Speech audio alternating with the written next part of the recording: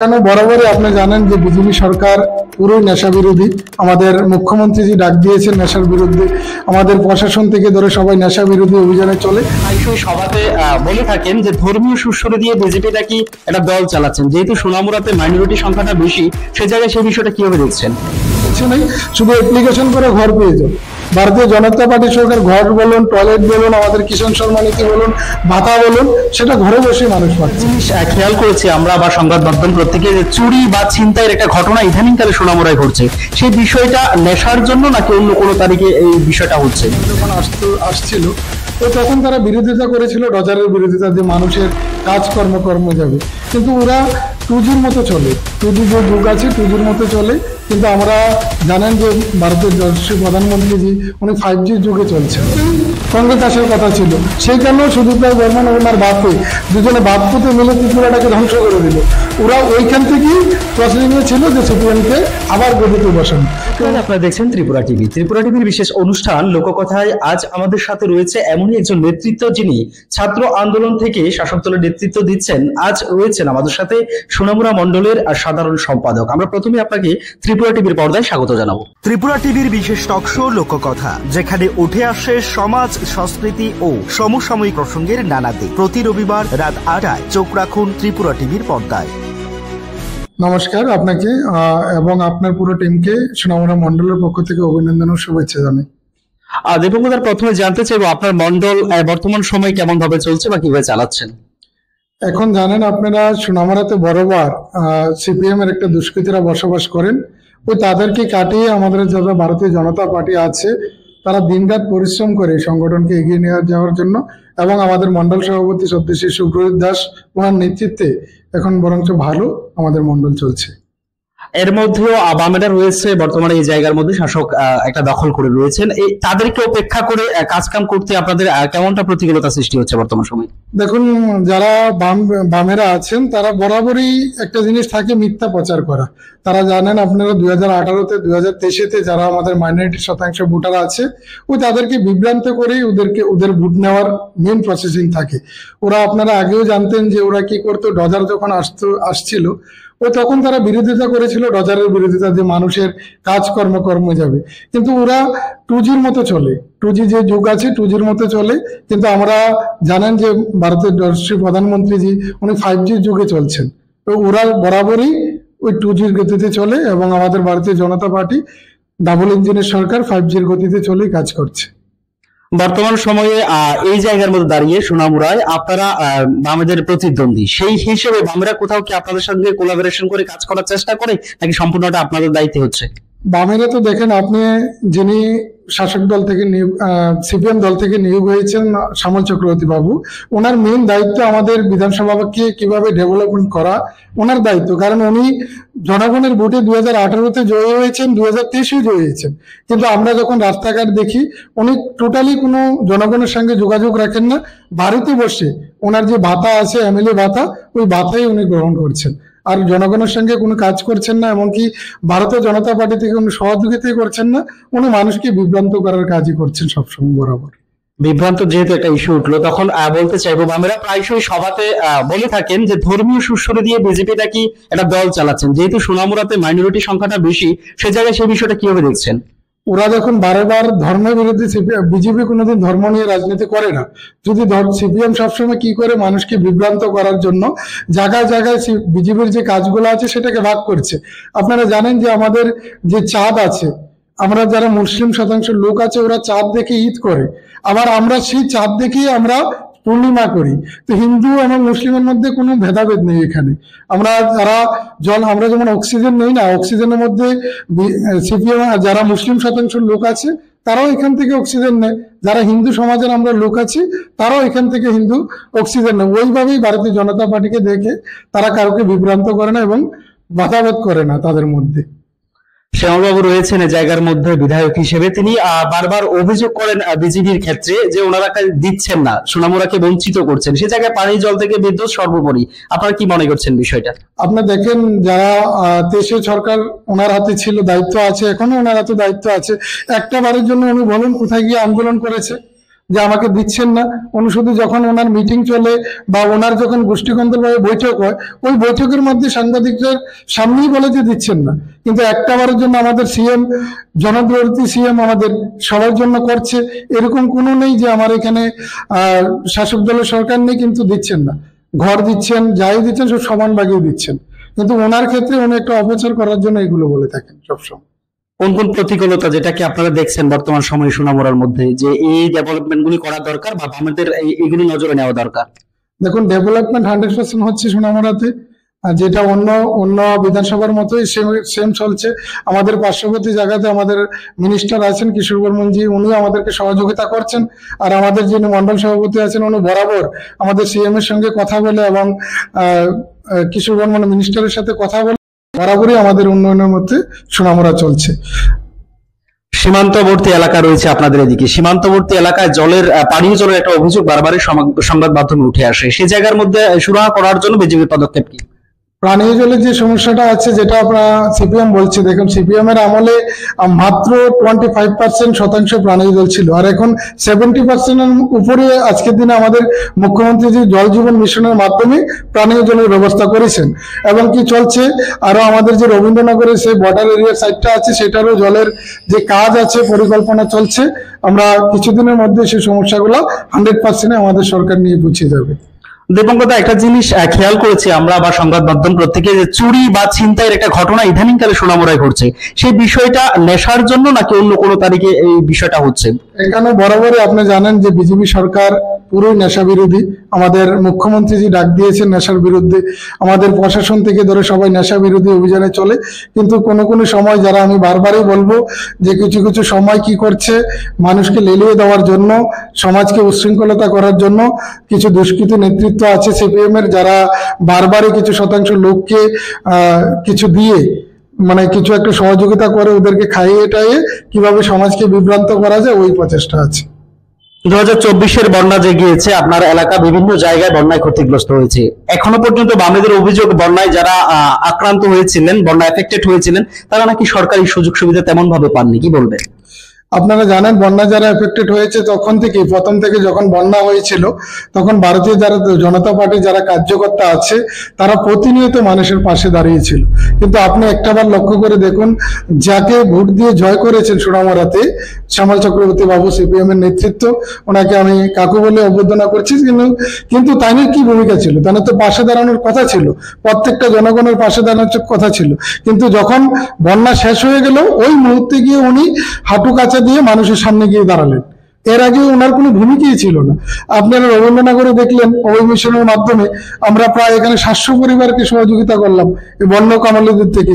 আমাদের সরকার এই বন্যার পরিস্থিতিতে মানুষের অ্যাকাউন্টে টাকা দিচ্ছে, সহযোগিতা করছে। যেখানে রাস্তাঘাট ভেঙে গেল সেখানে সারানোর প্রসেসিং চলছে। তো প্রতিনিয়ত ভারতীয় জনতা পার্টি সরকার মানুষের সঙ্গে থেকে কাজ করছে। রাস্তাঘাটের প্রসঙ্গ যেহেতু তুললেন, ছোট্ট করে যদি জানতে চাইবে, মেলাঘাট টু সোনামুড়া যে রাস্তার বর্তমান বেহাল দশা, সেই বিষয়টা আপনাদের তদারকিতে রয়েছে কি, বা কেন, কি কারণে এমনটা হচ্ছে? দেখুন, একটা সোনামুড়া টু মেলাঘরের যে রাস্তাটা, আমরা ভালো কিছু পেতে গেলে সময়ের অপেক্ষা করতে লাগবে। তো ওইখানে আমরা ভালো কিছু পেতে যাচ্ছি। রাস্তার যে গুণগত মান সেটাকে উন্নত করার জন্য এই কাজ চলছে। আর সেটা আপনারা জানেন আগের দিনের থেকে অনেক বাজেট বেশি সেই কাজে। তো আমরা ভালো কিছু পেতে গেলে আমাদের অপেক্ষা করতেই লাগবে। আর আমরা কিছুদিনের মধ্যে কাজ চলছে, দেখছেন কিছুদিনের মধ্যে সেটা কমপ্লিট হয়ে যাবে। পুজোর আগে এমন কোনো বার্তা রয়েছে কিংবা সার্বজনীনভাবে পুজোতে যেহেতু রাস্তাঘাটে বাঙালির প্রয়োজন, সেই বিষয়টা তদারকি রাখছেন কি? পুজোর আগে রাস্তাঘাটের যে সমস্যা, আমরা প্রশাসনিক যারা আছেন, নেতৃত্ব যারা যারা আমাদের প্রতিনিধি আছেন, তারা এসডিএম স্যারের সাথে কথা বলেছেন, পিডব্লিউডির সাথে কথা বলেছেন যে এখানে মানে কিছু কিছু সমস্যা আছে সেটাকে সারিয়ে দেওয়ার জন্য। আর আমরা পুজোর ওই দিনকেও আমরা প্রশাসনিকভাবে পুজোর মিটিং হয়েছে, ওই মিটিংও সিদ্ধান্ত নেওয়া হয়েছে যে এখানে আমাদের সিকিউরিটির দরকার আছে, যেখানে সেফটির দরকার আছে, পুলিশ প্রশাসন যেখানে প্রয়োজন আছে সেখানে সম্পূর্ণভাবে বাড়িয়ে দেওয়ার জন্য। আর সবসময় আমাদের সরকার জনগণের পাশে আছে আর পাশে থেকে কাজ করছে। আরেকটা বিষয় যদি একটু ব্যতিক্রমী ভাবে জানতে চাই, শিক্ষাঙ্গনের দিকে যদি আমরা নজর রাখি, প্রায়শই একটা শিক্ষক স্বল্পতা বিভিন্ন মাধ্যম থেকে দেখি বা আমরা পরিলক্ষিত করি। তো সেই বিষয়ে শিক্ষক স্বল্পতার নিরিখে আপনাদের কাজ কি বা কিভাবে এগিয়ে নিয়ে যাচ্ছেন? শিক্ষাক্ষেত্রে আপনারা দেখলেন কিছুদিন আগে আমরা টেডের মাধ্যমে নিয়োগ করা হলো, আর প্রতিনিয়ত 6 মাস পর পর টেডের নিয়োগ প্রক্রিয়া চলছে। সেখানে কাজ করে যাচ্ছে আমাদের শিক্ষামন্ত্রী, যিনি আমাদের ডক্টর প্রফেসর মানিক শাহ আছেন, এখন উচ্চশিক্ষামন্ত্রী যিনি আছেন শ্রদ্ধেয় কিশোর বর্মন মহাশয়, প্রতিনিয়ত টেডের মাধ্যমে লোককে চাকরি দেওয়ার ব্যবস্থা করছেন। আর আগেকালীন দেখতেন আপনি যে জায়গার যোগ্য নয়, যিনি আমরা যখন দপ্তরে যেতাম সেখানে দপ্তরে যাকে চাকরি দেওয়া হতো সে কলমটা পর্যন্ত লিখতে পারে না, সে একটা লেটার লিখতে পারে না, তাকে যোগ্য চেহারে বসিয়ে দেওয়া হয়েছে। কিন্তু আজকের দিনে দেখুন পারফরমেন্সের রিক্রুটমেন্টের মাধ্যমে সে যোগ্য লোককে চাকরি দেওয়া হচ্ছে, যার যে জায়গাতে যোগ্য সেই জায়গাতে জব পাচ্ছে। আপনি মুসলিম শতাংশ বলুন, আগে 1% মুসলিম শতাংশ লোকেরা চাকরি পেত না, কিন্তু আজকের দিনে আমাদের 7%-এর উপরে মুসলিম শতাংশ লোকেরা কাজ করছে, চাকরি পাচ্ছে। শিক্ষক স্বল্পতার জন্য 10,300-তে যে চাকরিগুলো গেল, এটাতে আমাদের অভিযোগ বিজেপি কৌশলগতভাবে চাকরিগুলো নিয়েছেন, আপনাদের অভিযোগ তারা যোগ্য ছিল না। তো এই এফেক্টটা কি কোথাও রাজ্যের মধ্যে এখনো রয়েছে? এখনো দেখুন, এখানে আমাদের কোনো অভিযোগ নেই। যখন চাকরিগুলো দেওয়া হয়েছিল তখন ভারতীয় জনতা পার্টির সরকার ত্রিপুরাতে ছিলই না। কে ছিল? ওই সিপিএম এর বন্ধু ছিল, বন্ধু মিন্স মালতে কংগ্রেস ছিল। ওই কংগ্রেসের সুদীপ রায় বর্মন তো এখানে কেস করেছিলেন, সেখানে তো ভারতীয় জনতা পার্টির কোনো কিছুই নেই। তো ওই আজকে তাড়াতাড়ি মিতালি খেলছে যে সুদীপ রায় বর্মন 10,323-এর চাকরি খেয়েছে, মিতালি ভাব খেলে বিজেপিকে বদনাম করার চেষ্টা করছে। বিজেপি সরকার সর্বদাই 10,300 জনের সাথে ছিল, আজকের দিনেও বলছে ওদেরকে টেটের মাধ্যমে ওরা যোগ্য হলে ওরা চাকরি পেয়ে যাবে। মিতালির একটা প্রসঙ্গ যেহেতু তুললেন, জানতে চাইব 2000 ইলেকশনের আগে কংগ্রেস এবং সিপিআইএম একটা মিতালি ভাব করেই কিন্তু ইলেকশন লড়তো। এখন এমন কি পরিস্থিতি দাঁড়িয়েছে যার জন্য ওরা জোট করতে বাধ্য হয়েছে? ওরা বাধ্য বলতে দেখেন আপনি বাইরের যে স্টেট গুলাতে দেখেন আপনি, ওইখানে ওরা আলাদা ভাবে নির্বাচন লড়ে। আপনি কেরলে দেখুন, কেরলে কংগ্রেস একরকম নির্বাচন লড়ছে আলাদা হয়ে, আর সিপিএম আলাদা হয়ে নির্বাচন লড়ছে। কিন্তু ত্রিপুরার ক্ষেত্রে কি হয়? ত্রিপুরার ক্ষেত্রে এই মিতালি ভাবটা তারা আজকের থেকে না, ওরা যখন 2008-এ এই রাজ্যে সিপিএম কে সরিয়ে কংগ্রেস বসার কথা ছিল, যারা সিপিএম করে কংগ্রেস করেছেন, এত পরিশ্রম করেছেন, তারা কোনো একটা জায়গায় না কোনো একটা জায়গায় জানে যে কংগ্রেস বিক্রি হয়ে যাচ্ছে সিপিএম এর কাছে।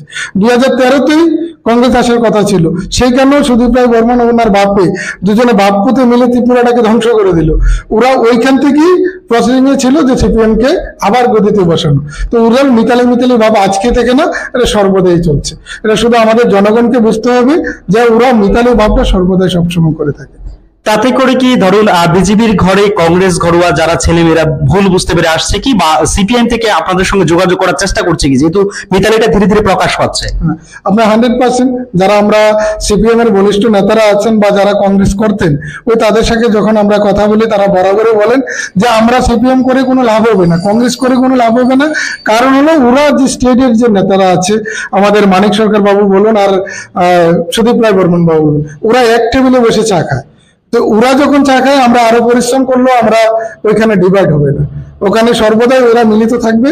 আর ওরা প্রতিনিয়ত আমাদের সঙ্গে যোগাযোগ আছে যে আপনাদের ভারতীয় জনতা পার্টির সরকার যেভাবে কাজ করছেন, উন্নয়নমুখী কাজ করছেন, আপনাদের সমর্থনে আমরা আছি, ওরা বরাবরই থাকে আমাদের সঙ্গে। উন্নয়নের সাথে যদি কথা বলি, সামনে এডিসি নির্বাচন, এতে মাথা রয়েছে পাহাড়ে, এই জায়গার মধ্যে বিজেপি কেমন এফেক্ট পালাতে পারে বা ইয়ের মধ্যে? আপনি কিছুদিন আগে লক্ষ্য করেছেন যে আমাদের যে এডিসিতে আমাদের লোকরা আছে বা আমাদের যারা ত্রিপুরা জনপ্রতিনিধিরা আছেন, ওরা দেখেছেন যে ভাতার মাধ্যমে, ভাতা একটা বড় একটা ছিল, সেটা 2,000 টাকা থেকে 5,000 টাকা করা হয়েছে।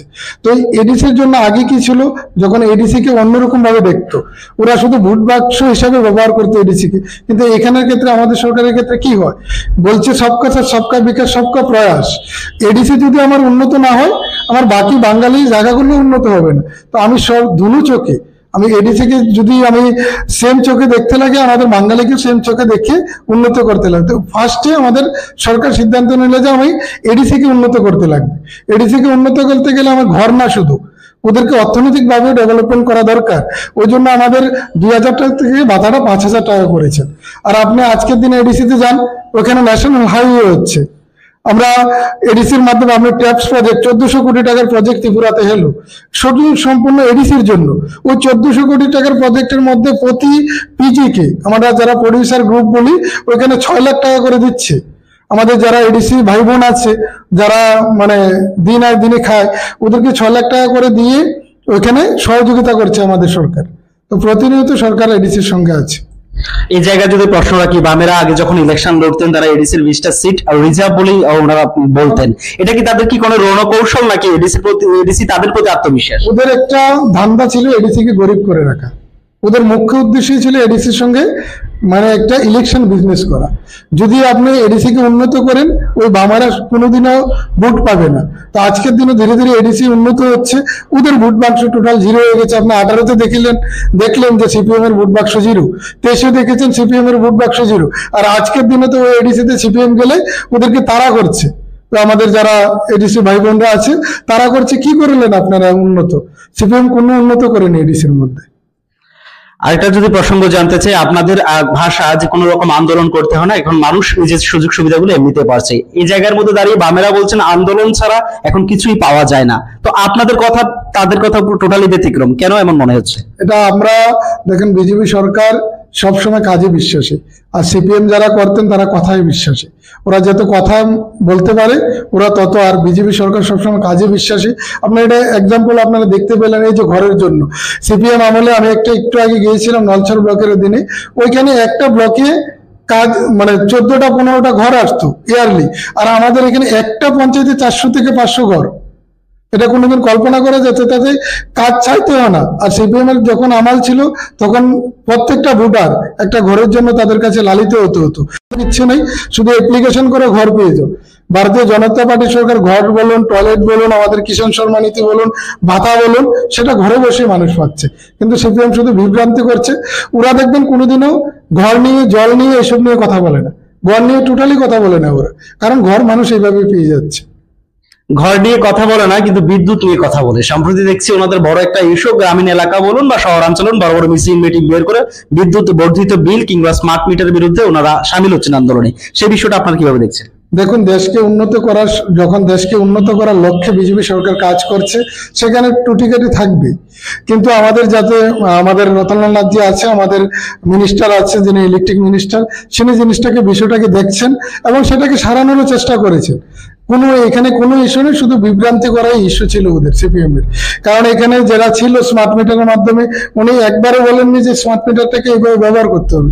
শুধু বললো যে এরকম হলে, এই কাজটা হলে আমাদের উন্নত হবে, আমরা আরো স্মার্টের দিকে এগিয়ে যাব। তো ওই দিকেই লক্ষ্য করে ওখানে স্বাভাবিক ত্রিপুরা রাজ্যে আপনি দেখলে পেলেন এখন সুন্দরভাবে চলছে। এখন কোনো ইস্যুই নেই ইলেকট্রিক নিয়ে। যেটা ছিল সেটা তাদের পুরো পরিকল্পিতভাবে সেটা বিভ্রান্ত করা, আমার সরকারকে বিভ্রান্ত করার প্রচেষ্টা।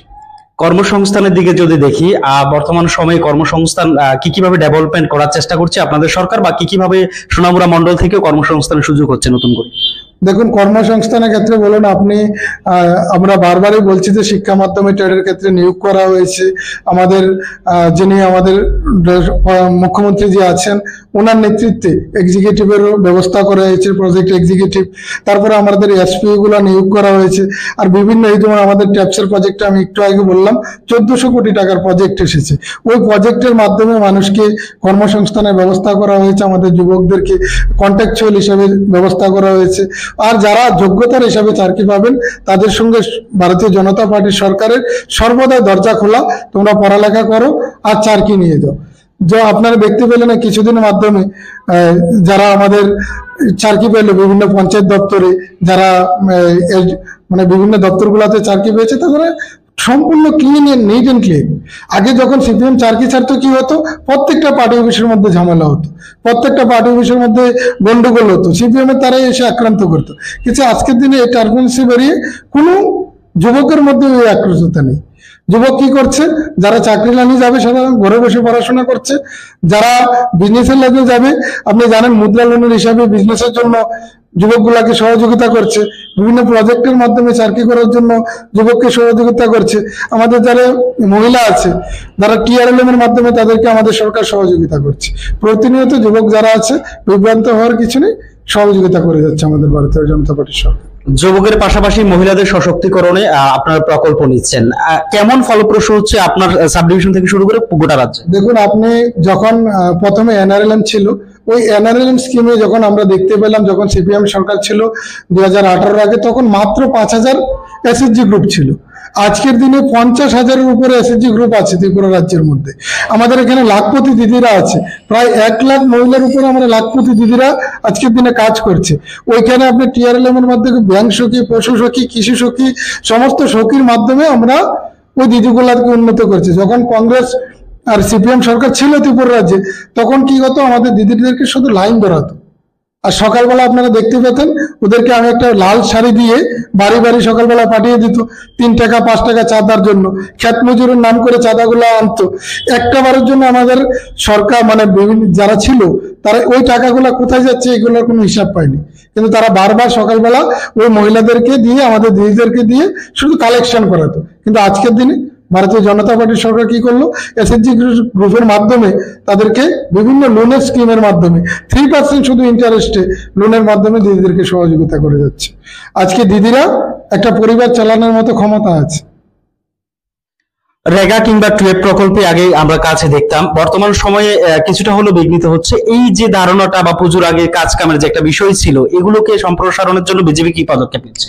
দেখেন, রেগার কামের যে বিষয়টা আমরা যেটা দেখতে পেলাম বিগত সরকারের আমলে, উনি বারবার একটা পুরস্কার আনতেন, সেটা হলো রেগার মাধ্যমে পুরস্কার। যখন উনি পুরস্কারটা পেতেন, বলতে আমি ত্রিপুরা রাজ্যে এসে, উনি মুখ্যমন্ত্রী ছিলেন, আগের মুখ্যমন্ত্রী যিনি মানিক সাহাজি ছিলেন, মানিক সরকারজি, উনি কি করতেন, বারবার রেগার পুরস্কার নিয়ে এসে ত্রিপুরাকে বলতে আমি একটা পুরস্কার নিয়ে আসি। মানে উনি গরিবের পুরস্কার নিয়ে এলেন আমাদের ত্রিপুরা রাজ্যে। কি করে ত্রিপুরাকে গরিব করা যায়, আমি গরিবের অ্যাওয়ার্ড জিতলাম। রেগা যত কাজ করবেন আপনি গরিব হইলেন। উনি বিভিন্ন রাজ্য থেকে গিয়ে বলছে যে আমি ত্রিপুরাকে এই করেছি রেগার কামের জন্য। আরে আমার লোকগুলোকে আমি গরিবের দিকে ঠেলে দিচ্ছি। আজকের দিনে আমি কি করে উন্নত করা যাবে, কি করে বিজনেস করবে, কি করে বিভিন্ন কিছু নেই, শুধু অ্যাপ্লিকেশন করে ঘর পেয়ে যাও। ভারতীয় জনতা পার্টি সরকার ঘর বলুন, টয়লেট বলুন, আমাদের কিষাণ সম্মান নীতি বলুন, ভাতা বলুন, সেটা ঘরে বসে মানুষ পাচ্ছে। কিন্তু সিপিএম শুধু বিভ্রান্তি করছে। ওরা দেখবেন কোনোদিনও ঘর নিয়ে, জল নিয়ে, এসব নিয়ে কথা বলে না।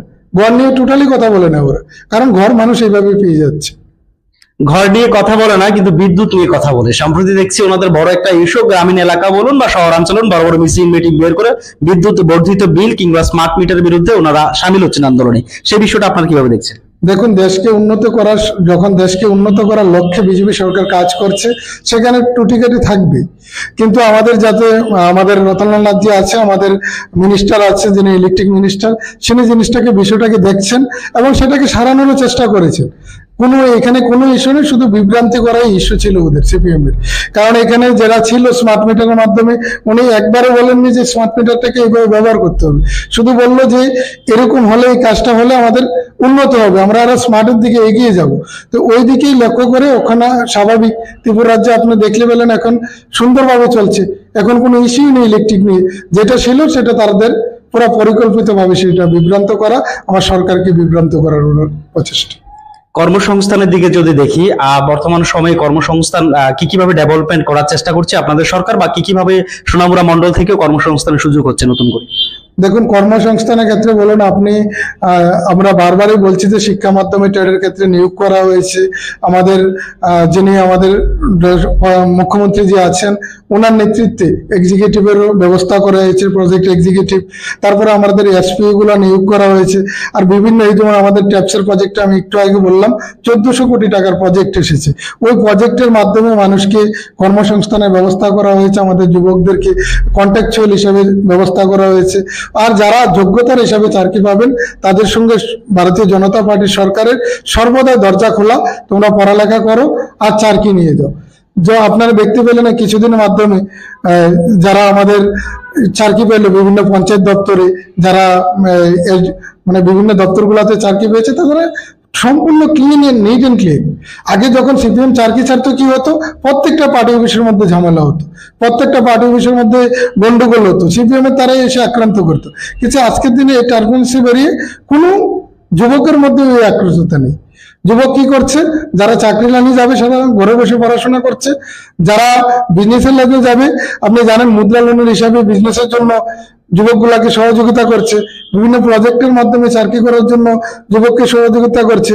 আমাদের যারা মহিলা আছে, যারা TRLM এর মাধ্যমে তাদেরকে আমাদের সরকার সহযোগিতা করছে। প্রতিনিয়ত যুবক যারা আছে বিভ্রান্ত হওয়ার কিছু নেই, সহযোগিতা করে যাচ্ছে আমাদের ভারতীয় জনতা পার্টির সরকার।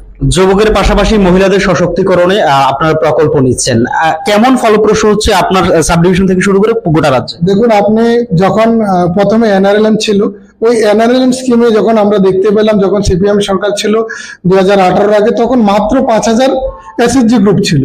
আজকের দিনে 50,000-এর উপরে SHG গ্রুপ আছে ত্রিপুরা রাজ্যের মধ্যে।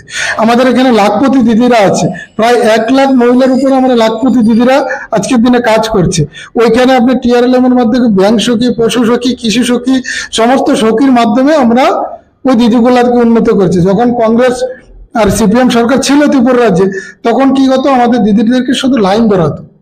আর সকালবেলা আপনারা দেখতে পেতেন ওদেরকে আমি একটা লাল শাড়ি দিয়ে বাড়ি বাড়ি সকালবেলা পাঠিয়ে দিত 3 টাকা 5 টাকা চাঁদার জন্য।